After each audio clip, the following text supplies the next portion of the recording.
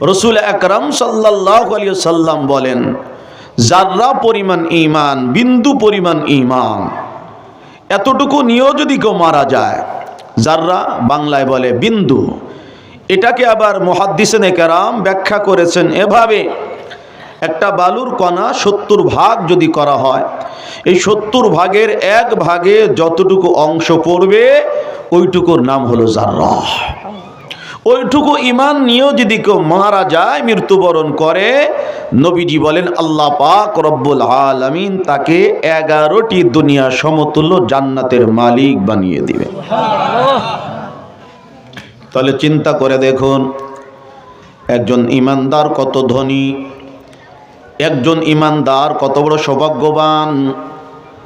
আজকের পৃথিবীতে আমি আর আপনি যারা দুনিয়াদারি করি, ঈমান বাদ দিয়ে, আমল বাদ দিয়ে, আল্লাহর হুকুম বাদ দিয়ে, নবীর তরিকায় চলা বাদ দিয়ে 60 বছর 70 বছর দুনিয়া কামাই করার জন্য যত মেহনত করেছি, সব মেহনত করার পরে এখনো এই অঞ্চলের মুন্সিগঞ্জের সমস্ত জমির মালিক আমরা কেউ হতে পারি নাই।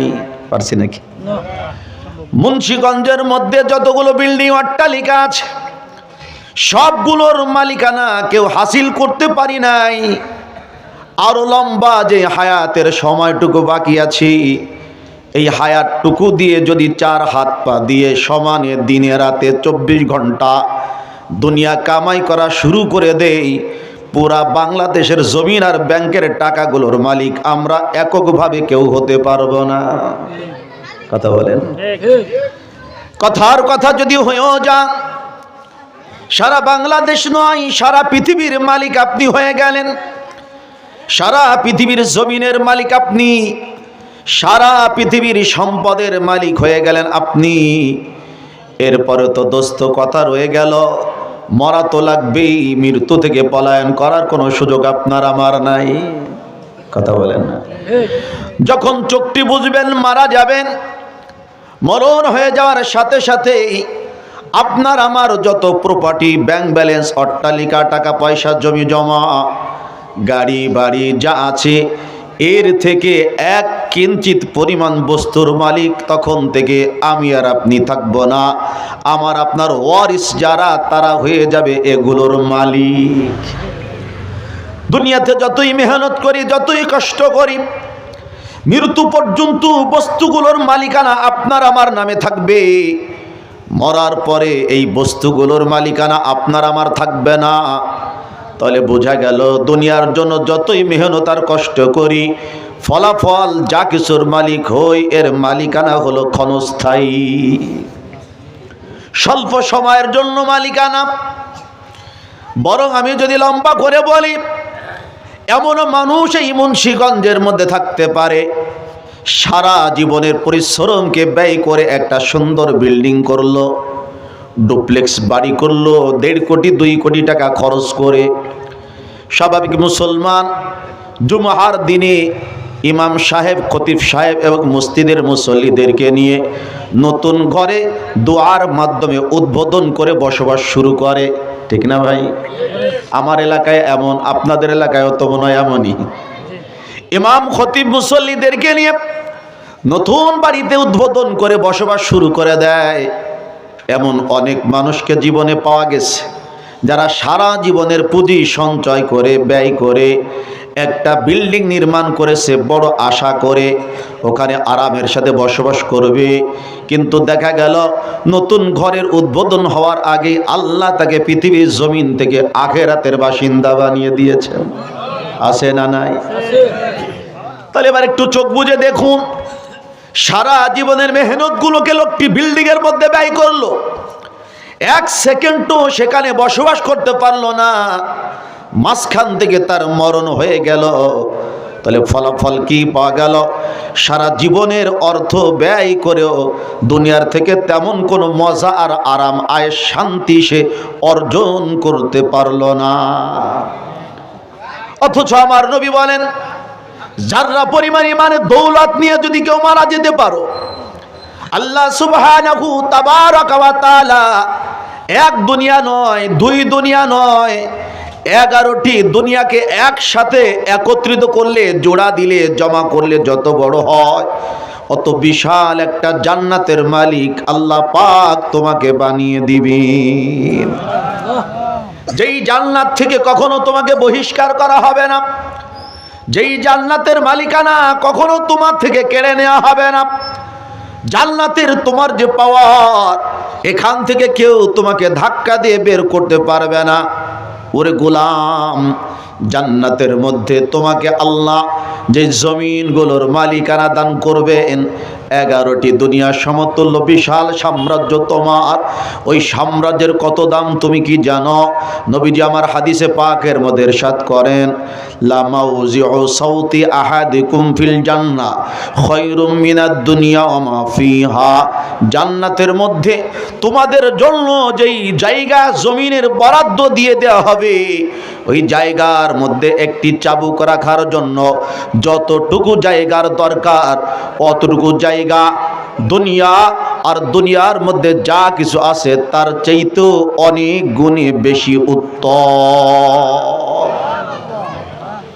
তাহলে জান্নাতের মধ্যে একটি চাবুক রাখার পরিমাণ জায়গার দাম দুনিয়া আর দুনিয়ার থেকে যদি আরো বেশি হয়ে যায়, তাহলে জান্নাতের মধ্যে 1 একর জায়গার কত দাম, 1 মুন্সিগঞ্জ জেলার জমিন পরিমাণের কত দাম, 1 বাংলাদেশের পরিমাণ জমিনের কত দাম, 1 পৃথিবীর জমিন পরিমাণের কত দাম, এগুলো বের করার মতো ক্ষমতা কোনো ব্যক্তির নাই। কথা বলেন ঠিক না? ঠিক না? তাহলে একটু মনের মধ্যে নিয়ে আসেন, ইমানের দৌলত যার আছে তার চাইতে বড় ধনী, তার চাইতে বড় সৌভাগ্যবান পৃথিবীতে আর কেউ হতে পারে না। আল্লাহ পাক সেই ঈমান আমাদেরকে মুফত দান করেছে, ফ্রি দান করেছেন। আজকে যদি ঈমানটা কষ্ট করে অর্জন করতে হইতো, মুজাহাদার মাধ্যমে, বড় ত্যাগ তিতিক্ষার মাধ্যমে অর্জন করতে হতো, তাহলে আজকে আমরা ঈমানের দামটা বুঝতাম। আমার আপন সেজ মামা, তিনি বিবাহ করেছেন অমুসলিম নারীকে মুসলিমা বানিয়ে। নরসিংদীর ব্রাহ্মণ পাড়া আছে একটা নরসিংদীতে নাম করা, সেই এলাকার ব্রাহ্মণের মেয়ে। আমার মামার ওসিলা মামি এবং তার ভাইয়েরা বোনেরা আব্বা মা পুরা ফ্যামিলি ইসলাম কবুল করেছে। আমার মামি একদিন আমাকে শোনাচ্ছিলেন, তোমরা ইমানের মজা অত বুঝো না যতটা আমরা বুঝি।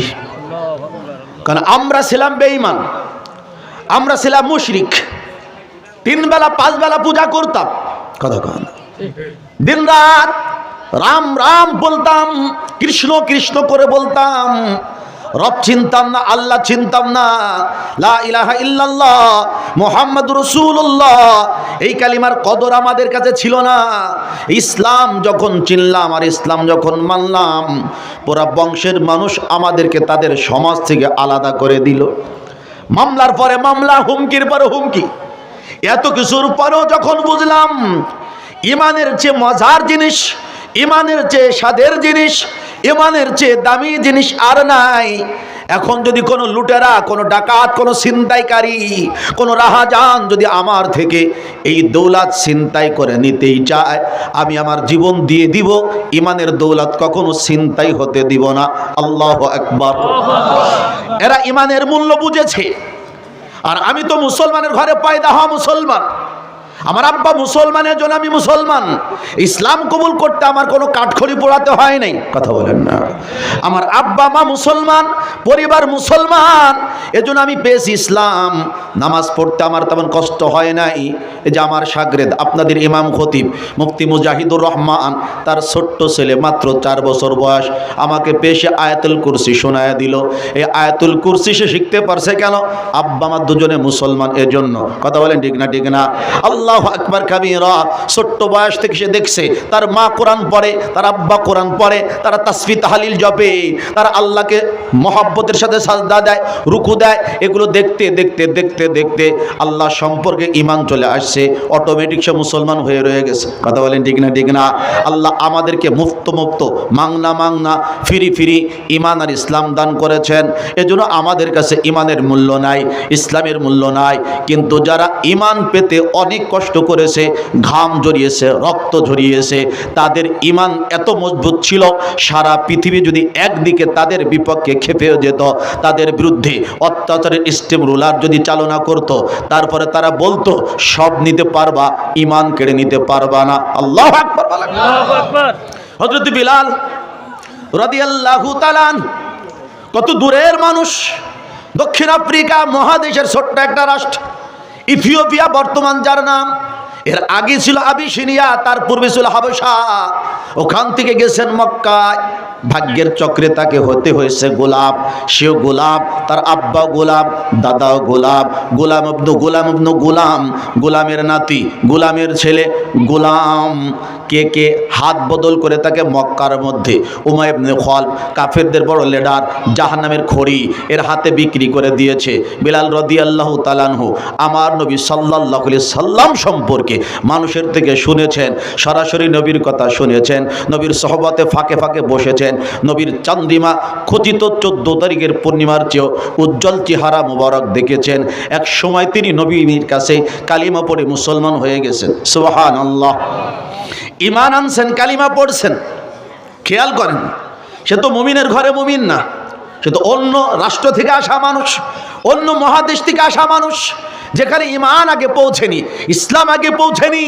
মক্কায় এসে তিনি ঈমানের পরিচয় পেয়েছেন, ইসলামের পরিচয় পেয়েছেন, ঈমানের দাম বুঝেছেন, ইসলামের দাম বুঝেছেন। ওই যে ইসলাম কবুল করেছেন, কেন সে ইসলাম কবুল করলো? এজন্য উমাইয়া ইবনে খালদ পালাক্রমে দুষ্টু ছেলেদেরকে তার পিছনে লেলিয়ে দিয়ে মারাত্মক পর্যায়ের প্রহার করত, চাবুক দিয়ে তাকে আঘাত করত। আঘাত করতে করতে হযরত বিলাল রাদিয়াল্লাহু তাআলা আনহুর দেহটাকে তারা ক্ষত বিক্ষত করে ফেলতো, রক্তাক্ত করে ফেলতো। আবার ওই একদম গ্রীষ্মের কারে তপ্ত বালুর মধ্যে বিলাল রাদিয়াল্লাহু তাআলা আনহুকে তারা টানা হেঁচড়া করত। এত জুলুম আর অবিচার কেন করত? একটাই তাদের মনের আশা, এত জুলুম অত্যাচার হয়তো বিলাল সহ্য না করতে পেরে কালিমা ছেড়ে দিবে, আমাদের ওবল দবল লাত মানাত উজ্জা সনাম পাথরের মূর্তির পূজারী হয়ে যাবে। জোরে বলেন নাউজুবিল্লাহ। শুধু এতটুকু পরে তারা ক্ষান্ত দেয় নাই, বিলাল রাদিয়াল্লাহু তাআলা আনহুকে আরো বেশি অত্যাচারিত করার জন্য, আরো বেশি কষ্ট দেওয়ার জন্য তপ্ত বালুকার মধ্যে তাকে ফেলে দিয়ে, চিৎ করে তাকে শুইয়ে দিয়ে বড় পাথর তার বুকের পরে চাপা দিত। হয়তো বিলাল মারা যাবে, অথবা এই মারা যাওয়ার ভয়ে, কষ্টের ভয়ে কালিমা উগরে দিবে, ঈমানকে ফেলে দিবে, আবার কুফরির দিকে সে ফিরে যাবে, মুহাম্মদুর রাসূলুল্লাহ সাল্লাল্লাহু আলাইহি সাল্লামকে নেতা মানা থেকে দূরে সরে যাবে। এই অত্যাচার সহ্য করতে না পেরে বিলাল রাদিয়াল্লাহু তাআলা আনহু কখনো কখনো একদম জ্ঞান হারা হয়ে পড়তেন, জ্ঞান শূন্য হয়ে পড়তেন। যখন তার জ্ঞান ফিরতো, কাফের লিডারেরা দূর দূর থেকে খেয়াল করত, বিলালের জবান থেকে আস্তে আস্তে অস্ফুট স্বরে কি যেন এক আওয়াজ বের হচ্ছে। ওরা মনে করতো মনে হয় বিলাল আমাদের কুফরি বাক্য গ্রহণ করে নিয়েছে, ইসলামের কালিমা লা ইলাহা ইল্লাল্লাহ মুহাম্মাদুর রাসূলুল্লাহ এটা মনে হয় ফেলে দিয়েছে। নাউজুবিল্লাহ। যখন তারা তাদের কানটা বিলাল রাদিয়াল্লাহু তাআলা আনহুর মুখের কাছে লাগাতো, আস্তে আস্তে বিলাল রাদিয়াল্লাহু তাআলা আনহুর জবান থেকে একটা শব্দই তারা শুনতে পারত। ওই শব্দ হলো শুধু আহাদ আহাদ আহাদ আহাদ আহাদ আহাদ আহাদ আহাদ। অর্থ কি? আহাদ অর্থ একক, আহাদ অর্থ এক, অদ্বিতীয়, যার কোনো শরিক নাই, যার কোনো অংশীদার নাই। তার মানে আহাদ দ্বারা তিনি আল্লাহ পাক রব্বুল আলামিনকে বুঝাচ্ছেন, আল্লাহ রব্বুল আলামিনকে ডাকতেছেন। কুল হুয়াল্লাহু আহাদ আল্লাহুস সামাদ লাম ইয়ালিদ ওয়া লাম ইউলাদ ওয়া লাম ইয়াকুল লাহু কুফুয়ান আহাদ। ওই যে কুল হুয়াল্লাহু আহাদ, আল্লাহ যে বলছেন হে দোস্ত আমার আপনি বলুন, হে আমার বান্দা বান্দি তোমরা বলো আল্লাহু আহাদ, আল্লাহ একই, আল্লাহ একই, আল্লাহর সাথে কোনো শরীক নাই, আল্লাহর কোনো অংশীদার নাই। এই কথা কাফেরা যখন শুনতো তারা মায়ুস আর নিরাশ হতাশ হয়ে যেত। এত জুলুমের পরও বিলাল কালিমা ছাড়ে না। কেন ছাড়ে না? বিলাল রাদিয়াল্লাহু তাআলা পরবর্তীতে বলেছেন, আমার আল্লাহকে ডাকার মধ্যে যে মজা আমি পেতাম, হাজারো জুলুম আর অত্যাচারের পরও আমার কাছে এ কষ্ট কোনো কষ্টই মনে হতো না। সেই ঈমান আল্লাহ আমাদেরকে এমনইতে দিয়েছেন। এজন্য মুসলমানের কাছে ইমানের কোনো দাম নেই, ইমান রক্ষা করার কোনো তাকিদ নেই, ইমান রক্ষা করার কোনো গুরুত্ব নাই, ইমান রক্ষা করার কোনো তরফ নাই, ইমান রক্ষা করার কোনো ফিকির নাই, ইমান রক্ষা করার কোনো চিন্তা চেতনা নাই। কথা বলেন ঠিক না? ঠিক না? হ্যাঁ, যেখানে যে ডাক দেয় সেখানে চলে যায়। আরে ডাকলেই কি যাওয়া যাবে? আমি সর্বদা আগে লক্ষ্য করব, যেখানে গেলে আমার ঈমান থাকবে, বরং ঈমান বাড়বে, আমি সেখানে যাব। যেখানে গেলে আমার ঈমান কমবে বা ঈমান নষ্ট হয়ে যাবে, সারা পৃথিবীও যদি আমাকে উপহার দেওয়া হয়, তথাপিও আমি ঈমান নষ্টের জন্য সেখানে যাইতে পারি না। কথা কোন ঠিক না? ঠিক না? আজকের মুসলমানের মধ্যে আপনি এই চেতনাধারী মুসলমান কয়জন খুঁজে পাবেন?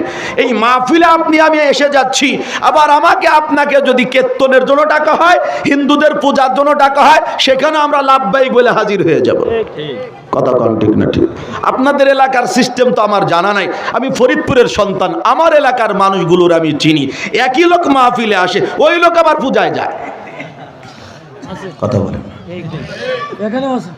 মুসলমান, হিন্দু, অমুসলিম এই রাষ্ট্রে থাকবে স্বাধীনভাবে, সে তার ধর্ম পালন করবে, সেটা তার বিষয়। আমরা বাধাও দেব না, তাদের মূর্তি ভাঙচুরও করব না, তাদের চেয়ারও দখল করব না, তাদের ওই অনুষ্ঠানের যা কিছু আয়োজন এগুলো ভক্ষণও করব না, পালনও করব না। তার ধর্ম সে পালন করবে। কথা কোন ঠিক না? কিন্তু আমি মুসলমান, আমি কেন তার ধর্মের সাহায্য করব? আমি কেন তার পূজায় চাঁদা দেব? আমি কেন তার মূর্তির পাহারাদারি করব? আমি কেন গিয়ে তাদের নাড়ু প্রসাদ খাবো? কথা কোন ঠিক না? ঠিক আছে না? নাই? একটু বলেন না, আসে না? নাই? সারা রাত সেখানে বসে বসে কীর্তন শোনে। এমনকি তাদের মূর্তিগুলো যখন বিসর্জন দেওয়া হয়, ওখানে থেকে মুসলমান কিছু নেতা বলে, আরে ওখানে নিয়ে যাও, ওখানে পানির গভীরতা বেশি, ওখানে চুবাও, ওখানে ডুবাও। আসে না? নাই? জোরে কোন। কেমন যেন উনি হিন্দু সম্প্রদায়ের প্রধানমন্ত্রী। কথা কয় না? উনি ওইখানকার হেড অফ ডিপার্টমেন্ট।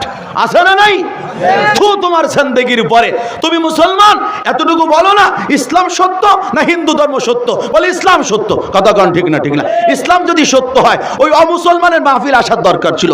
আসলে তাদের ফায়দা হইতো, হেদায়েতের কথা শুনতো, ঈমান তার অন্তরে জাগতো, হয়তো আল্লাহ এই ওসিলায় তাকে মুসলমান হওয়ার তৌফিক দিয়ে দিত। কুল্লু মাউলুদিন ইউলাদু আলাল ফিতরা, রাসূল সাল্লাল্লাহু আলাইহি সাল্লাম বলেন, প্রত্যেক নবজাতকই যেই ধর্মেই সে জন্মগ্রহণ করুক, যেই বাড়িতেই যার জন্ম হোক, আল্লাহ তাকে ইসলাম গ্রহণ করার স্বভাব যার যোগ্যতা দিয়েই পৃথিবীতে পাঠায়। সবার মধ্যে ইসলাম গ্রহণ করার যোগ্যতা দিয়েই আল্লাহ পৃথিবীতে পাঠায়। অতঃপর তার আব্বা আম্মা তাকে ইহুদি বানায়, তার মা বাবা তাকে খ্রিস্টান বানায়, তার মা বাবা তাকে হিন্দু বানায়, তার মা বাবা তাকে অগ্নি পূজারী বানায়। আব্বা মার ধর্ম যেটা, সন্তান অবলীলায় ওই ধর্ম গ্রহণ করে। কথা বলেন ঠিক না? আমরা মুসলমান, কোন হিন্দুকে মাহফিলে তো তেমন উল্লেখযোগ্য খুঁজে পাই না। আমাদের জুমার নামাজে তো কোনো হিন্দুকে নামাজে পাই না, দুই ঈদের নামাজে তো পাই না। কথা কন না? বলে তারা না আমাদের মসজিদগুলোতে আসবে, তারা না আমাদের মাহফিলগুলোতে আসবে। এতে তাদের দ্বারা ফায়দা হতো কি? তারা ওলামায়ে কেরাম থেকে, খতিব থেকে, ইমাম থেকে দ্বীনের নসিহত শুনতো, তার খালিক চিনতো, তার মালিক চিনতো, তার রবকে চিনতো, দুনিয়ার হাকিকত বুঝতো, দুনিয়ার বাস্তবতা বুঝতো, আখিরাতের বাস্তবতা বুঝতো, আখিরাতের স্বরূপ বুঝতো, দুনিয়াতে কি জন্য এসেছি এটা সে বুঝতো, আখিরাতে কি জন্য যেতে হবে সেটাতে বুঝতো, এখানে কি করতে হবে কি করা যাবে না এটা সে বুঝতো, কি নিয়ে তাকে পরকালে যেতে হবে, কি পুঁজি সঞ্চয় করতে হবে এটা সে বুঝতো। এর দ্বারা তার ফায়দা হইতো। কথা ঠিক না? তারা আসে না, আমরা হাঁসের বাচ্চার মতো কুলকুল কুলকুল করে চলে যাই। কথা বলেন ঠিক না? ঠিক। কেন যাই? ওই যে আমাদের কাছে ইমানের মূল্য যে নাই, গ্যারান্টি দিতে পারে না। বেশি বেশি যদি মরা পর্যন্ত থাকো, এই ভোটের দ্বারা তোমার ফায়দা কতটা হবে? এই দেশের মধ্যে যতজন রাজনীতি করেছে তাদের পরিণতি কয়জনের ভালো? কথা দুই চারজন ছাড়া। মানুষের গালাগালি, মানুষের যত রকমের বদদুয়া, কথা যত রকম খারাপ কথা, এগুলো শুনেই কবরে যা লাগছে। আর গালাগালি করবে না কেন? গালাগালি খাওয়ার কাজই তো তারা করে। দুই চারজন নেতা ছাড়া একদম স্বচ্ছ অন্তরের অধিকারী নেতা আমাদের সমাজে খুবই কম। কথা কয় না? তাহলে আপনি যদি দেখেন, জনগণের ভোট নিলেন, হিন্দুর ভোট নিলেন, তাদের ধর্ম পালন করলেন, তাদের কাছে টিপসই নিলেন, তাদের কাছে কপালে ফোঁটা নিলেন, আবার মাঝে মাঝে হিন্দু ধর্মের প্রশংসা করলেন, তাদের দেবদেবীর আবার একটু প্রশংসা করলেন, কোন ফাঁক দিয়ে আপনার ইমান চলে গেছে মিয়া ভাই মোটেও বুঝলেন না। বুঝেন না বুঝেন? নবীজি সাল্লাল্লাহু আলাইহি সাল্লাম বলেন, ঈমান বড় সূক্ষ্ম জিনিস, ঈমান বড় সূক্ষ্ম জিনিস। নবীজি বলেন, ঈমান কেমন সূক্ষ্ম জানো? যেরকম মহিলারা আটা এগুলোকে খামিরা তৈরি করে, তার থেকে রুটি বানায়। আমাদের এলাকায়, এই এলাকায় সব জায়গায় মা বোনেরা আটা দিয়ে রুটি বানায়। আটা দিয়ে রুটি বানানোর আগে কি করে বলে, একটা বলের মধ্যে, একটা ডেক্সির মধ্যে, একটা পাত্রের মধ্যে, একটা ডিশের মধ্যে সেটারে রাখে, পানি মিশায়, লবণ মিশায়, ঠিক না? এরপরে আচ্ছা করে এটাকে কি করে, স্যানে, কথা কয় না, একটা সাথে আরেকটাকে মাখে। এই মাখানোর পরে এরকম তরমুজের সাইজ একটা বানায়, ওটারে বলে কি, খামিরা বলেন। ওর নাম কি? ওই খামিরা যখন তৈরি করে নবীজি আমার বলেন, তখন কখনো কখনো তার মাথার থেকে চুল ছিঁড়ে ছিঁড়ে পড়ে পড়ে ওই আটার মধ্যে ঢুকে যায়। কিন্তু মাঝে মাঝে তরকারিতে মহিলাদের চুল পাওয়া যায়। হয়তো ওই সময় এরকম হাত দিয়েছিল, কোথাও থেকে চুলের অংশ ভেঙে ওখানে পড়ে গেছে। ভাতের মধ্যে এরকম চুল পাওয়া যায়। আরে ভাই, মাঝে মাঝে রুটির মধ্যে চুল পাওয়া যায় না যায়? নবীজি আমার বলেন, ওই যে আটার মধ্যে, খামিরার মধ্যে চুল ঢুকে গেছে, এখন যদি কেউ ওই চুল ধরে আস্তে করে টান দেয়, কিছুক্ষণের মধ্যে দেখা যাবে আটার সাথে মিশে যাবে। একটু আগে যে তার মাঝে চুল ছিল, এটা কেউ ধরতেও পারবে না, কথা কয় না? বলে ঠিক এইরকম ইমানদার মুসলমানের কোনো কথায়, কোনো কাজের দ্বারা ওই সূক্ষ্মভাবে ইমানটা তার কলব থেকে বের হয়ে যায়, কিন্তু সে বোঝো না যে তার ইমান নাই, কথা কয় না? আমাদের দেশে মুসলমান মনে করে নামাজ পড়লে ভালো ইমানদার হওয়া যায়। কুরবানি দিলেই বিশাল সাইজের বকরা, বিশাল বড় হাম্বা কিনা কুরবানি করতে বলে সে মস্ত বড় ইমানদার, কথা না দোস্ত না। ইমানের সম্পর্ক আসল হলো কলবের সাথে। ইমান থাকার জায়গা, ঘর হলো কলব, কথা কয় না? যেই কলবের মধ্যে লা ইলাহা ইল্লাল্লাহ, ওই যে ঢুকাইছি তো ঢুকাইছি, মরণ পর্যন্ত এই বিশ্বাস আর কখনো বের করা যাবে না। তো দোস্ত, আমি যেখান থেকে আলোচনা শুরু করেছিলাম, আল্লাহ আমাদেরকে কালিমার দৌলত দিয়েছেন, লা ইলাহা ইল্লাল্লাহ মুহাম্মাদুর রাসূলুল্লাহ। এই যে দৌলতটা দিয়েছেন, এই দৌলতটা যদি রক্ষা করে মরতে পারি, আমাদের ঠিকানা হবে জান্নাত। যদি বলেন ঠিকানা কোথায়? জান্নাত। জান্নাতের মধ্যে কি আছে আমি বিস্তারিত বলবো না, শুধু একটা হাদিসে কুদসি বলবো বোঝানোর জন্য, বাকি আমার আলোচনা সামনে। আল্লাহ পাক রব্বুল আলামিন বলেন, নবীজি যখন কোন হাদিস বয়ান করে বলেন যে ক্বালা আল্লাহু তাআলা, আল্লাহ বলেছেন, তাকে বলা হয় হাদিসে কুদসি। কি বলা হয়? হাদিসে কুদসি। আল্লাহ বলেন, আদাতুল ইবাদিয়াস সালিহিন মা লা আইনুন রাআত ওয়ালা উযুনুন সামিআত ওয়ালা খাতারা আলা কলবি বাশার। আমি আমার নেককার বান্দা বান্দীদের জন্য, সৎ কর্ম সম্পাদনকারী বান্দা বান্দীদের জন্য, পরহেজগার বান্দা বান্দীর জন্য এমন সুন্দর সুন্দর নাজ ও নিয়ামত রাজি জান্নাতের মধ্যে প্রস্তুত করে রেখে দিয়েছি, সাজিয়ে গুছিয়ে রেখে দিয়েছি, যা কোনো চক্ষু কখনো দেখেনি, কোনো কর্ণ কোনোদিন শ্রবণ করেনি, কোনো অন্তর কখনো কল্পনা করতে পারেনি। এত সুন্দর সুন্দর নাজ ও নিয়ামত দিয়া আমি আমার বান্দা বান্দির জন্য জান্নাতকে সাজিয়ে রেখে দিয়েছি। এতটুকুই তো যথেষ্ট, কথা বলেন না? দেখতে পারে মানুষ যতটা, তার থেকে শুনতে পারে বেশিটা। আমরা এখানে যারা আছি সবাই কিন্তু প্যারিস দেখি নেই, সবাই কিন্তু লন্ডন দেখি নেই, সবাই কিন্তু দুবাই দেখি নাই, কিন্তু আলোচনা শুনেছি, কথা বলেন না? আইফেল টাওয়ার সরাসরি দেখি নাই, মোবাইলে দেখেছি, কথা বলেন না? বুরুজ আল খলিফা সরাসরি অনেকে দেখি নাই, কিন্তু মোবাইলে দেখেছি। বলে মানুষ যতটুকু দেখে তার থেকে বেশি শোনে। মানুষ যতটা না শোনে, তার চাইতে মানুষ কল্পনা বেশি করে। দেখার চাইতে শোনার পাওয়ার বেশি, ক্ষমতা বেশি। শোনার চাইতে কল্পনার ক্ষমতা বেশি। কল্পনার ক্ষমতা কত বেশি একটু আপনি মজাকের জন্য মনে করে নেন। বাংলাদেশে এই মুহূর্তে 12 তারিখে যে নির্বাচন হবে, জাতীয় নির্বাচন, ত্রয়োদশ জাতীয় সংসদ নির্বাচন, এই নির্বাচনে 3500-এর উপরে প্রার্থী দাঁড়াইছে। এর একজন মনে করে না যে সে এমপি হবে না, সবাই মনে করে আমি এমপি হব। এটা হলো কল্পনা। এটা কি কল্পনা? সবাই মনে করে আই এম এমপি। আমার গণজোয়ার যেদিকে যাই, অমুক ভাই তুমি এগিয়ে চলো, আমরা আছি তোমার পিছে, অমুক ভাই তোমার আছে রাখো ভাই, রাজপথ ছাড়ি নাই। আসলে ওর পিছনে লোক নাই, নিজ টের পায় না। কথা কন, এই যে মানুষের কল্পনা, হলেও হয়ে যেতে পারি মিরাকল, হলো হয়ে যেতে পারি।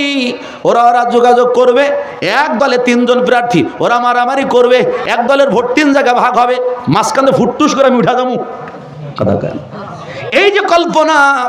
আমার এক দোস্ত বলতো, দোস্ত বিল্ডিং তো নিজেরা টাকা দিয়ে করতে পারবো না, আমি কল্পনায় প্রতিদিন বিল্ডিং দেই। একবার গুলশানে দেই, আর একবার ওই যে উত্তরায় দেই, আর এক ভাই নিউজ কার্টেনে দেই, আর এক ভাই ওই বনানির মধ্যে দেই। কেন দাও? কয় যে দোস্ত কল্পনা করতে তো বালু সিমেন্ট লাগে না। আমার বউ আমারে কইছে, সে কয় আমার বউ আমারে কইছে যেহেতু কল্পনায় বিল্ডিং করো, খবরদার রড কম দিও না, সিমেন্টও কম দিও না, সবচেয়ে দামিটা দিও, কল্পনায় যেহেতু টাকা পয়সা লাগে না। তার মানে বুঝাচ্ছি দোস্ত, যা মানুষ দেখে তার চেয়ে বেশি শোনে, যা মানুষ শোনে তার চেয়ে বেশি কল্পনা করে। কল্পনায় আপনি এখানে 1000 টাকার বিল্ডিং, 1000 তলার বিল্ডিং বানাইতে পারেন। কথা কয় না? একটা পদ্মা সেতু ঘুরে যাওয়া লাগে, যার যার বাড়ির সামনে দিয়ে একটা পদ্মা সেতু বানাই দিতে পারেন। কথা কয় না? এগুলো একদম সহজ। আল্লাহ বলেন, গোলাম শোনো রে, তোমাদের দেখা যেখানে শেষ, তোমাদের শোনা যেখানে শেষ, তোমাদের কল্পনা যেখানে শেষ, আমি আল্লাহর জান্নাতের নিয়ামত সেখান থেকে শুরু। এত নিয়ামত আল্লাহ আমাদেরকে জান্নাতে দিবে।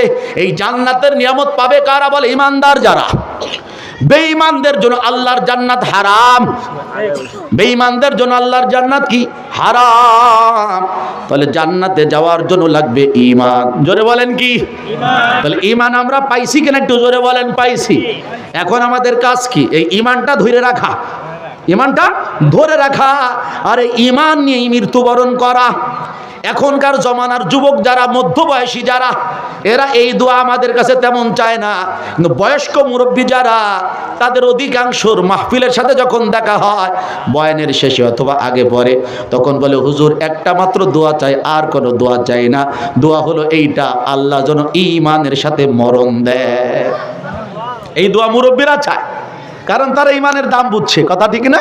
আর যারা যুবক তারা অধিকাংশ বলে হুজুর দোয়া করেন, সে কি দোয়া? আল্লাহ যেন কোটিপতি বানায় দেয়। মানে এরা কোটিপতির মধ্যেই শান্তি পাইছে। আর মুরব্বী যারা, তারা তো কোটিপতি হইয়ে টয়ে বহুত কিছু দেখছে তো দুনিয়ার রং তামাশা দেখার পরে তারা বুঝছে আসলে শান্তি আছে শুধু ঈমানে। টাকা পয়সার মধ্যে শান্তি নাই, ক্ষমতার মধ্যে শান্তি নাই। হ্যাঁ, এগুলোর মধ্যে শান্তি আছে যদি সাথে ঈমান আমল থাকে। ঈমান আমলের সাথে যাই থাকুক না কেন শান্তি থাকবে। আর ঈমান আমল ছাড়া যত কিছু থাক না কেন সব থাকবে, কিন্তু শান্তি থাকবে না। কথা ঠিক? তাহলে আল্লাহ আমাদেরকে ঈমান দিয়েছে, এজন্য একবার শুকরিয়া আদায় করে বলি না আলহামদুলিল্লাহ। আচ্ছা, আমরা একটু সামনে ফাঁকা জায়গা যে রাখছি, এটা যদি একটু বুঝায় বসতাম, পরিপূর্ণ করে বসতাম, তাহলে নতুন করে যারা আসতেছে তাদের জন্য আসতে একটু সুবিধা হইতো। লোক আসবে ইনশাল্লাহ, আরও আসবে, দোয়ার আগে অনেক আসবে। এই মুন্সিগঞ্জের মানুষের মধ্যে আমি খুব ফিকির করে দেখেছি, এরা দোয়ার বড় ভক্ত। ওয়াজ ভালো হোক আর না, মুনাজাতটা কষা হইতে হবে, এইটার খুব ভক্ত। এই জন্য দোয়ার আগ দিয়ে মানুষ চাপে খুব বেশি। হ্যাঁ, আগান আগান একটু লা ইলাহা ইল্লাল্লাহ, লা ইলাহা ইল্লাল্লাহ, লা ইলাহা ইল্লাল্লাহ, লা ইলাহা ইল্লাল্লাহ, লা ইলাহা ইল্লাল্লাহ। জোরে ইল্লাল্লাহ, আগান আগান আগান, লা ইলাহা ইল্লাল্লাহ, লা ইলাহা ইল্লাল্লাহ, লা ইলাহা ইল্লাল্লাহ, লা ইলাহা ইল্লাল্লাহ, লা ইলাহা ইল্লাল্লাহু মুহাম্মাদুর রাসূলুল্লাহ সাল্লাল্লাহু আলাইহি ওয়াসাল্লাম। দোস্ত হাবাবেরা, মুরব্বিনে কেরামেরা আমার, যুবক বন্ধুরা আমার, মা বোনেরা আমার, মন দিয়ে শোনেন, ঈমানের দৌলত যে আল্লাহ আমাদেরকে দান করেছেন, এখন আমাদের কাজ হলো ঈমানটা রক্ষা করা। কথা কন ঠিক না? ঠিক না? যেই জিনিস যত দামি হয় তার পিছনে দুশমন তত বেশি লেগে যায়। কথা কয় না? আগের জমানায় জমি জমার দাম তেমন ছিল না, এজন্য মানুষ জমি জমা নিয়ে তেমন ফাইজলামিও করতো না, জবরদখল তেমন একটা করতো না। এখন জমি জমার দাম বেড়ে যাওয়ার কারণে সবাই মনে মনে চিন্তা করে কায়দা বায়দা করে কোনো রকম জবরদখল করা যায় কিনা, জাল দলিল করে নিয়ে যাওয়া যায় কিনা, টিপসই দিয়ে নিয়ে যাওয়া যায় কিনা। আছে না এক পার্টি? আল্লাহু আকবার কাবীরা। আবার দেখেন স্বর্ণের দাম অল্প দিনে কি বাড়লো, 4 বছরের মধ্যে যেই পরিমাণ বাড়লো, আমি তো অবাক। 4 বছর আগে 65,000 টাকা করে ভরি স্বর্ণ কেনা গেছে, এখনকার বাজারে এক ভরি স্বর্ণের দাম কত? কয় 2,56,000 টাকা। ধরে কম 2,70,000। সুবহানাল্লাহ, আমি তো 3 দিন আগের ওয়াজ দিচ্ছি নাকি। যাই হোক, কাকা কয় 70, 2,70,000। বুঝছেন? এই 2,70,000 টাকা দিয়া আপনি যদি এক ভরি স্বর্ণের চেইন বানান, এই চেইনটাকে যেখানে সেখানে ফেলে রাখবেন? কথা কয় না, আমার কথা বোঝা যায়? যেখানে সেখানে কি ফেলে রাখবেন? কোথায় রাখবেন? বাড়িতে সিন্ধুকে। ওরে বাজান, শুধু সিন্ধুকে না, যেই কামরায় যেই রুমে সচরাচর কেউ যায় না, ওই ঘরের সিন্ধুকে। সিন্ধুকের মধ্যে শুধু নয়, সিন্ধুকের মধ্যে সিন্ধুক, সিন্ধুকের মধ্যে সিন্ধুক, একটার মধ্যে আর একটা দিতে দিতে দিতে আবার ছোট ছোট মিনি মিনি তালা। আবার ওই হার বা স্বর্ণের অলংকার যার মধ্যে থাকে, এই টুনটুনি একটা প্যাকেট থাকে না জোরে কর। যার অলংকার মাঝে মাঝে সেই মহিলা দিনে রাত্রে যখন সুযোগ পায়, ভিতর দিয়ে খিল লাগাইয়া লাইটটাকে বন্ধ কইরা ছোট্ট মোবাইলের মাথার সামনের লাইটটা জ্বালাইয়া দেখে যে আমার স্বর্ণের অলংকার আছে নাকি বাতাস হয়ে উড়ে গেছে। কেন বলে সে বুঝছে স্বর্ণের দাম, এর পিছনে অনেক লোক লেগে আছে, এদিক ওদিক হইলে হাতছাড়া হয়ে যাওয়ার ভয়। কথা কন ঠিক না? ঠিক। ও দোস্ত, একজন মুসলমান যতটুকু না তার স্বর্ণের হেফাজত করে, তার চেয়ে যদি তার ইমানের জন্য বেশি মেহনত করতো, ইমানটা রক্ষা হইতো। কোনো ডাকাত ইমান চুরি করতে পারতো না, কোনো নাস্তিক ইমান চুরি করতে পারতো না, কোনো বেঈমান ইমান চুরি করতে পারতো না, কোনো কাদিয়ানি ইমান চুরি করতে পারতো না, কোনো হিজবুত তাওহীদ ইমান চুরি করতে পারতো না। কথা বল ঠিক না? ঠিক না? ইমান চুরি হয়ে যাওয়ার কারণ হলো মুসলমান ইমানের মূল্য জানে না, ইমান রক্ষা হয় কিভাবে সেটাও জানে না, ইমান নষ্ট হয় কিভাবে সেটাও জানে না। আরে নামাজ ভঙ্গের যেমন কারণ আছে, ইমান ভাঙ্গারও তো কারণ আছে। অজু ভাঙ্গার যেমন কারণ আছে, অজু ভাঙ্গার যেমন কারণ আছে, ইমান ভাঙ্গার ওরকম কারণ আছে। অজু যেমন ভেঙে যায়, মাঝে মাঝে কিছু কিছু কথা কাজে ইমানও ভেঙে যায়। কথা কান, এজন্য ইমান যেন না ভাঙে, ইমান যেন রক্ষা হয়, ইমানের দৌলত যেন কেউ কেড়ে নিতে না পারে, শয়তানের যেন কাটতে না পারে, নফস যেন কাটতে না পারে, মানুষ শয়তান যেন কাটতে না পারে, জিন শয়তান যেন কাটতে না পারে। এজন্য আমাদের করণীয় কি? বলে বেশি বেশি ইমান রক্ষার জন্য যা যা করার সেগুলো করা। তাহলে ইমান রক্ষা হবে কেমনে? আমি পাক্কা ইমানদার হব কেমনে? আমাদের দেশে গ্রাম্য অঞ্চলে কিছু কিছু মানুষ আছে যারা বলে, হুজুর ইমানটা আমার ভারী মজবুত। কেমন মজবুত? তুই তো নামাজ পড়স না। হুজুর কথা যদিও কইছেন ঠিক, নামাজ পড়ি না, তবে নামাজ না পড়লে কি হবে, আমার ইমান ঠিক আছে।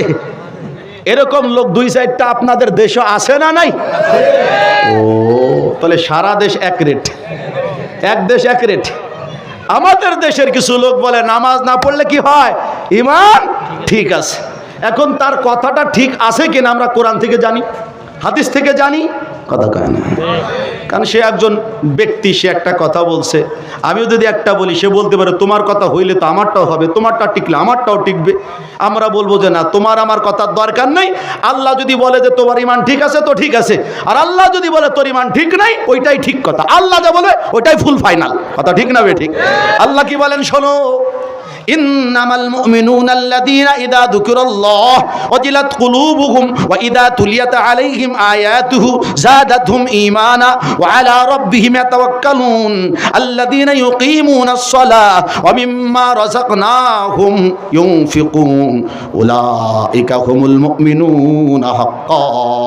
আল্লাহ বলে এই গুণ যাদের মধ্যে পাওয়া যাবে তারাই হবে পরিপূর্ণ মুমিন, কামিল ঈমানদার। তার মানে যেই গুণগুলোর কথা আল্লাহ বলছেন ডাই বলে গেছে, মানে আমি এখনো বলি নাই, বলবো একটু পরে ইনশাআল্লাহ। ওই গুণগুলো যাদের মধ্যে থাকবে আল্লাহ বলেন তারাই হলো পরিপূর্ণ মুমিন। তাহলে আমি যে বললাম আমার ইমান ঠিক আছে, আল্লাহ বলে না, এমনি এমনি বললেই ইমান ঠিক থাকবে না। ইমান যদি ঠিক রাখতে হয় কিছু গুণ অর্জন করতে হবে, ওই গুণগুলো যাদের মধ্যে থাকবে তারাই পরিপূর্ণ মুমিন। বলে কি কি গুণ? 1 নাম্বার গুণের কথা আল্লাহ বলেন, ইন্নামাল মুমিনুনা আল্লাযীনা ইযা যুকিরাল্লাহ ওয়াজিলাত কুলুবুহুম। পরিপূর্ণ মুমিন হলো তারাই আল্লাযীনা ইযা যুকিরাল্লাহ, যখন তাদের কাছে আল্লাহর আলোচনা করা হয়, যখন তাদের কাছে আল্লাহর জিকির করা হয়, আল্লাহর স্মরণ করা হয়, আল্লাহর জাতের আলোচনা করা হয়, আল্লাহর সিফাতের আলোচনা করা হয়, আল্লাহ পাক রব্বুল আলামিনের হামদু সানা করা হয়, আল্লাহ রব্বুল আলামিন আলামিনের গুণের আলোচনা করা হয়, গুণকীর্তন যখন করা হয়, আল্লাহ কেমন শোনেন এর আলোচনা যখন করা হয়, আল্লাহ কেমন দেখেন এর আলোচনা যখন করা হয়, আল্লাহ কেমন সংবাদ রাখেন এর আলোচনা যখন করা হয়, আল্লাহর ক্ষমতা কুদরতের আলোচনা যখন করা হয়, আল্লাহ পাক রব্বুল আলামিনের আলোচনা শুনতে শুনতে আল্লাহ সম্পর্কে তার দিলের মধ্যে এমন একটা ভীতি, এমন একটা ভয় কাজ করতে থাকে, এমন একটা খশিয়াত কাজ করতে থাকে।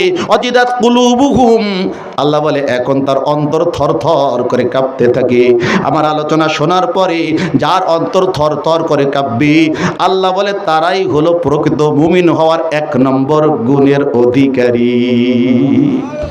দুইটা কথা আল্লাহ এখানে বলছে, ইদা যুকিরাল্লাহ ওয়াজিলাত কুলুবুহুম, যখন আমার জিকির হয় তখন তাদের অন্তর কাঁপে। কথা বুঝতে পেরেছেন? আল্লাহর জিকির হইলে অন্তর কাঁপবে। আমাদের সমাজের অবস্থা কি? আল্লাহর জিকিরও নাই, অন্তর কাঁপাও নেই। জব এ ভি না হোগা অভি না হোগা, এটা যখন হবে না তো ওটাও হবে না। কথা বলেন না? খেজুর গাছ নাই, রসও নাই, রসও নাই তো ফাটালিও নেই। কথা ঠিক না? হ্যাঁ, বলে নদী নাই, পানি নাই, পানি নাই তো মাছও নাই। একটা না থাকলে আর একটা হয় না, এটা আছে না নাই? সূর্য ওঠে নাই, এর জন্য রোদ নেই। রোদ থাকতে হলে সূর্য থাকা লাগবে। কথা ঠিক না? জ্যোৎস্না নাই কেন? বলে আসমানে আজকে চাঁদই ওঠে নাই। চাঁদ নাই তো জ্যোৎস্না নাই। আল্লাহ পাকের ভয়ে অন্তর কাঁপবে তো, কাঁপেও কাঁপেও। বলে কখন কাঁপে? যখন আল্লাহর জিকির থাকে। আমাদের সমাজে তো আল্লাহর জিকিরই নাই। আপনি জান না, মসজিদেও আল্লাহর জিকির হয় না অনেক সময়, জানেন? অনেক মসজিদে বা কিছু সময়ে মসজিদের মধ্যে যারা মুসল্লি নামাজ পড়তে যায় আসছে কিন্তু আল্লাহর জিকিরের জন্য। এই ওলামায়ে কেরাম সাক্ষী, এই মসজিদগুলো কেন বানানো হয়েছে? এই মসজিদ বানানো হয়েছে একটা মাত্র লক্ষ্য উদ্দেশ্যে, ফাকাত একমাত্র উদ্দেশ্য, লিযিকরিল্লাহ, আল্লাহর জিকিরের জন্য। নামাজ আল্লাহর জিকির। যে আল্লাহকে স্মরণ রাখে না সে নামাজ পড়ে? কথা কয় না। যে আল্লাহকে স্মরণ করে না সে রোজা রাখে? যে আল্লাহকে মনে রাখে না সে পর্দা করে? যে আল্লাহর ভয় দিলে রাখে না সে কি হালাল খায়? যে আল্লাহকে স্মরণ রাখে না সে কি আল্লাহর হুকুম নবীর তরিকায় চলে? না, আল্লাহকে মানতে হলে নবীর তরিকায় চলতে গেলে অবশ্যই দিলের মধ্যে আল্লাহর ভয়, আল্লাহর স্মরণ থাকা লাগে। অথচ মসজিদের মধ্যে বসে কিছু মুরব্বিনে কেরামের একটা হলকা হয়, যুবকদের একটা হলকা হয়, ঠিক না? মুরব্বীদের আলোচনার বিষয়, কি খবর ভাই, মাহফিল কেমন হইল গতকাল, বেআইন আসছিল তোমার, কি মাছ কিনছিলা, খাওন কেমন হইল? কথা কয় না? মানে কিছুক্ষণের মধ্যে তারা বেআইন আর মাছ আর বাজারের আলোচনা। আরে মসজিদকে আলোচনার জন্য, কথা বুঝলেন না? আর যুবকেরা একসাথে বসে বলে কি খবর, তোমার ফেসবুকের কি অবস্থা, হ্যাঁ তোমার আইডি কি ভালো আছে তো, গতকাল যে পোস্ট করছিলা তাতে লাইক টাইক কেমন পড়ছে, শেয়ার টেয়ার হয়নি? এই মসজিদের মধ্যে কি ফেসবুকের আলোচনা করার জায়গা? আমাদের যুবকেরা এগুলো করে না, করে না? আমি ঢাকাতে একটা মসজিদে জুমার খুতবা দিই, উত্তর শাহজাহানপুর আমতলা জামি মসজিদ, এটা 6 তলা। তো আমার কমিটি এবং যারা মহব্বতে তারা আমাকে প্রায় বলে হুজুর 2-3 তলা পর্যন্ত মাশাআল্লাহ ঠিক আছে, এর উপরে যে কি হয় তা কি আপনি জানেন? আমি কেমনে জানবো, আমি তো নিচতলার হুজুর, আমি তো উপরের 5 তলায় থাকি না। বলে ওই 6 তলায় সারা জুমার বয়ানের মধ্যে এরা একজন ওয়া শোনে না, এরা ফেসবুক চালায়, এমনকি জুয়া খেলে। হ্যাঁ, মসজিদের মধ্যে বৈশা গেমস খেলে, এমনও লোক আছে। কথা বলেন, আছে? মসজিদের মধ্যে মোবাইলের রিংটোন খোলা রাখে, এমন এমন রিংটোন, যে রিংটোনের ঠেলায় যুবক তো যুবক, বুইড়া মানুষের অন্তর কাঁপতে থাকে, কাঁপতে থাকে, নাচতে থাকে, ড্যান্স দিতে থাকে। আছে না নাই? মসজিদি অবস্থা। এমনকি আমাদের ইদানিংকার মাহফিলগুলোর মধ্যে নাচানাচি চলে। মানুষ বক্তা বর্তমান দাওয়াত দেয় কি হিসেবে জানেন? দেখো কার ওয়াজের ভিউ বেশি। ভাইরাল বক্তা একটা শব্দ, ভাইরাল মানে খুব জনগণের কাছে সে কি পরিচিত, পরিচিত ফেস, পরিচিত মুখ। আবার কেউ কেউ বলে যে অমুক হুজুর ওয়াজ শুনে আসি, কয় আরে চল গেলে তোর হাসতেই হবে, মাস্ট শিওর, হাসতেই হবে, এত চমৎকার অঙ্গভঙ্গি দেয়, চল শুনে আস। আমার কথা রাগ হবে না? আছে। মাহফিলে আসবে মানুষ হেদায়েতের জন্য, মাহফিলে আসবে মানুষ আল্লাহর জিকিরের জন্য, মাহফিলে আসবে মানুষ তার জীবনের কিছু পাথেয় সঞ্চয় করার জন্য, করণীয় বর্জনীয় জানার জন্য। এটার থেকেও অনেক মাহফিল দূরে সরে গেছে। কথা ঠিক না ভাই? এরপরে আমাদের বাংলাদেশের মিনি সংসদ ভবনের কথা তো নাই বললাম, মিনি সংসদ ভবন চিনেন আপনারা? বাংলাদেশে প্রত্যেকটা অঞ্চলে কিছু মিনি সংসদ আছে, সেটার নাম হলো চায়ের দোকান, টি স্টল। আছে না নাই আপনাদের দেশে? আর একটু বলেন না, আছে না নাই? চায়ের দোকানে কিছু লোক আছে, এদের কোনো কাজকর্ম নাই। সকালবেলা যাবে ভোর বিহানে, আর ওই বিকালে একবার আসতে পারে, গোসলের জন্য নাও আসতে পারে, চা বিস্কিট টাকা ইত্যাদি লিত হয়ে যায়। আর একদম সন্ধ্যার পরও রাতে যখন দোকান বন্ধ হয় ততক্ষণ তারা দোকানে বসে প্রথম শুরু করবে নিজের আলোচনা, এরপরে বইয়ের আলোচনা, পরে ভাবি, চাচি, পাড়ার মেম্বার, মাতুব্বর, সর্দার, হুজুর, ইমাম, খতিব, এই 14 গোষ্ঠীর যত বদনাম আছে সব দেওয়ার পরে এরপরে শুরু হবে ইউনিয়ন, এরপরে উপজেলা, এরপরে জেলা, এরপরে বাংলাদেশ, সারা পৃথিবী। একমাত্র উনি ভালো, পৃথিবীতে আর ভালো মানুষ নাই। কথা বলেন, আছে না নাই? সারাদিন রাত এই দোকানগুলোর মধ্যে বসে শয়তানের আলোচনা করে, আর দুনিয়ার আলোচনা করে, নিজের আলোচনা করে। নিজে যেই লোকটাকে পছন্দ করে, যেই দলকে পছন্দ করে, যেই নেতাকে পছন্দ করে, যেই নেত্রীকে পছন্দ করে, যেই মার্কাকে পছন্দ করে, যে ইজমকে পছন্দ করে, যেই মতবাদকে পছন্দ করে, তার আলোচনা সারা দিন রাত করতে থাকে। 24 ঘন্টার 1 সেকেন্ডের মধ্যে আল্লাহ বলে একবারও ডাক দেয় না। আছে না? একবারও বলে নাই যে আল্লাহ ভালো রাখছে, আলহামদুলিল্লাহ। আল্লাহ খাওয়ায়, আল্লাহ পালেন, আল্লাহ মারেন, আল্লাহ হায়াত দেন, আল্লাহ রিজিক দেন, আল্লাহ সুস্থতা দেন, আল্লাহই অসুস্থতা দেন, আল্লাহ ক্ষমতা দেন, আল্লাহ ক্ষমতার থেকে চলে নিয়ে যান, আল্লাহ সম্মান দেন, আল্লাহ অসম্মান দেন। আল্লাহর আলোচনা বিলকুল নাই। আবার এই লোকগুলো 5 ওয়াক্ত নামাজও পড়ে না। কথা, এরা সপ্তাহে একদিন আসে। ওই যে হুজুরের বয়ানে শুনছি একবার, মুজাহিদ সাহেব দিছে না আর কোন হুজুর দিছে জানি না, হুজুরে বলছে যদি কেউ প্রত্যেক জুমায় উপস্থিত না হয় তার নাম কিন্তু মুনাফিকের খাতায় চলে যাবে। এখন ওই লোক চিন্তা করলো, আর যা হোক আর না, মুনাফিকের খাতায় নাম লেখানো যাবে না। এই জন্য সপ্তাহে অন্তত একবার হইল জমের ঘরে জুমার দিনে হাসিরা দেয়। আছে না নাই? একটু জোরে বলেন, আছে না নাই? আপনাদের দেশে নাই, তার মানে সারা বাংলাদেশ কি এক রেট নাকি? অনেক মুসল্লি আছে এরা জুমার নামাজ ছাড়া আর আসে। আবার জুমায় আসে তো আসে, ওরা যেন আমগো ইমাম আজানের পরে 12:30 থেকে 40 মধ্যে বয়ান শুরু করে দেয়। ওরে সুবহানাল্লাহ, হুজুরের বয়ান যদি শুনি আমি তো ভালো হয়ে যাব, আমি তো ভালো হব না, এজন্য আর শুনবই না। আমি একজনকে একদিন জিজ্ঞাসা করি, তুই যে মসজিদে যাস না, কয়েকজন কমপ্লেন দিল যে অমুক আপনার ভাই সে জুমার দিনে 1:25 মসজিদে ঢোকে, 1:30টায় জামাত ঢোকে, কয়টায়? 25-এ। ওই 5 মিনিটের সময় তো সুন্নাতের সময় দেয়, ওই সময় নিয়মিত হাজিরা দেয়। আমি তারে জিজ্ঞাসা করছি, তুমি কেন এই দেরিটা করো? জুমায় কত সুন্দর সুন্দর বয়ান হয়। আমি আজকে যত লম্বা বয়ানই করি 2-3টা বিষয়ের বেশি তো বলা সম্ভব না, কতক্ষণ। কিন্তু যিনি খতিব তিনি প্রত্যেক জুমায় এক একটা ইস্যু, এক একটা বিষয় আপনাদের সামনে সুন্দর মতো সংক্ষেপে তুলে ধরতে পারেন, ঠিক না ভাই? এই বয়ান যে তুমি শোনো না কেন? হুজুর সত্যি কথা বলবো। আমি অবশ্য সত্যি বলবো, মুসলমান মিথ্যা বলবা কেন? আপনার থেকে 3 হাত দূরে থাকি। কেন? যদি দৌড় দেওয়া লাগে। আমি জানি দৌড় দেওয়া লাগবে না, তুই সত্যি কথা কে ওয়াজ আমার কাজে লাগবে।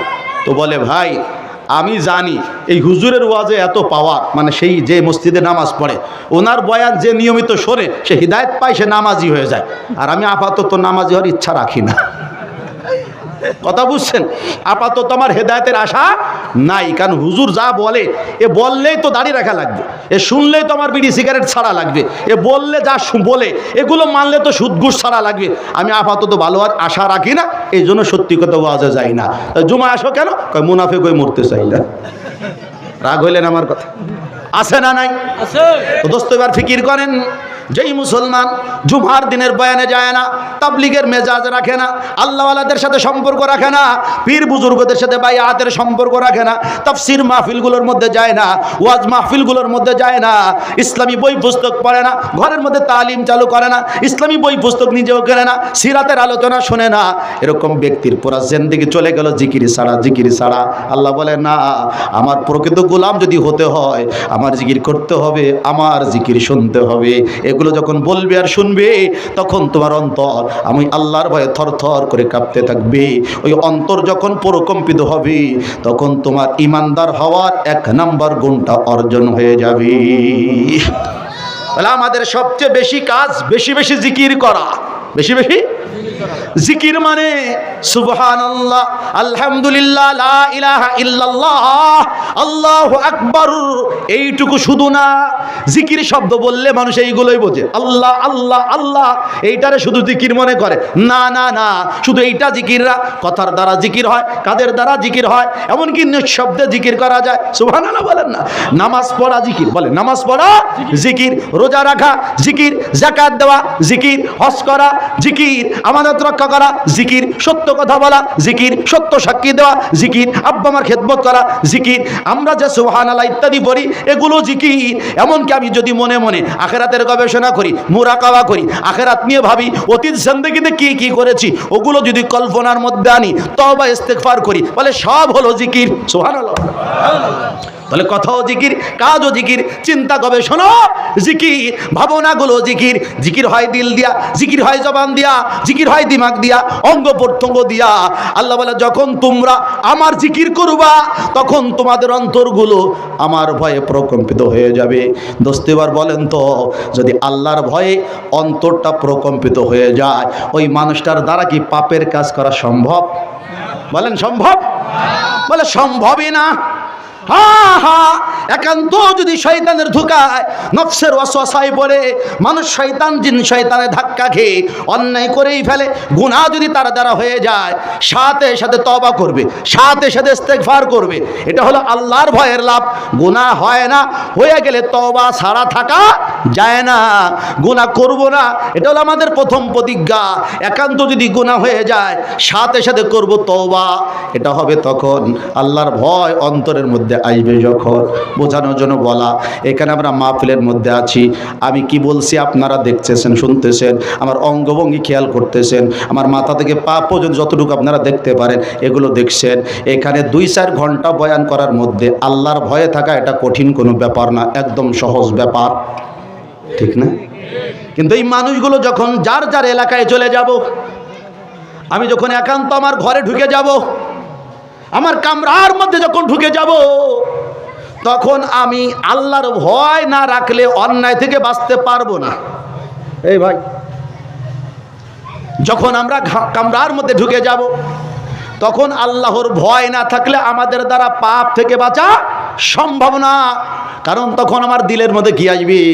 এখন আর কোনো শ্রোতা আমার সামনে নাই, কোনো মানুষ আমাকে দেখবে না, কোনো প্রশাসন আমাকে দেখবে না, আমার ঘরে কোনো গোপন ক্যামেরাও লাগানো নাই, কথা কেন, কেউ আড়িও পাতবে না, কেউ কানও পাতবে না। এখন আমি অন্যায়টা করে ফেলি, মোবাইলের মধ্যে নেট সার্চ করে আমি অন্যায় কোনো প্রোগ্রাম দেখে ফেলি, কথা বলেন, কোনো বেগানা নারীর সাথে ভিডিও কলে কথা বলি, এরকম একটা ওয়াসওয়াসা আমার দিলের মধ্যে আসতে পারে। ওই জায়গায়ও যদি অন্যায় থেকে বাঁচতে হয়, যেই গুণের কারণে আমি আর আপনি বাঁচতে পারবো, তার নাম কার ভয়? আল্লাহর ভয়। আল্লাহর ভয় যখন ঢুকে যাবে তখন